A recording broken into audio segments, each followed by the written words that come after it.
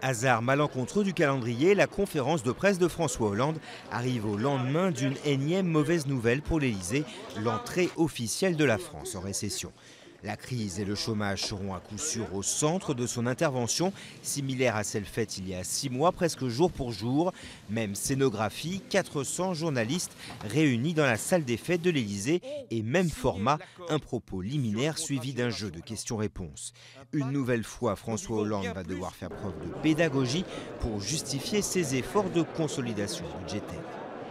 Les Français ont besoin de comprendre le sens de l'action pour voir que les politiques que nous menons vont apporter leurs fruits. Et je crois que c'est important que la parole présidentielle pèse à ce moment-là. J'attends pas grand-chose parce que si c'est pour confirmer la politique est engagée, j'attends rien parce que cette politique n'est pas bonne sur le plan économique.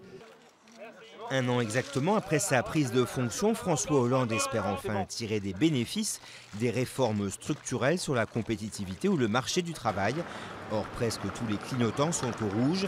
Pouvoir d'achat au plus bas depuis 30 ans, baisse de la consommation des ménages et toujours plus de 3,2 millions de chômeurs. Pas étonnant alors que la nervosité gagne le camp socialiste. Laurent Fabius ou Ségolène Royal ont vertement critiqué la manière dont le mastodonte de Bercy serait géré. Pour autant, le chef de l'État va-t-il prochainement annoncer un remaniement? Pas sûr.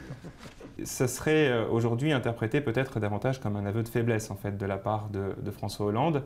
Il n'y a pas d'attente particulière des Français concernant le remaniement, peut-être davantage d'attente concernant l'identification d'un cap précis. C'est avant tout cela qui, d'après les enquêtes, est attendu par les Français.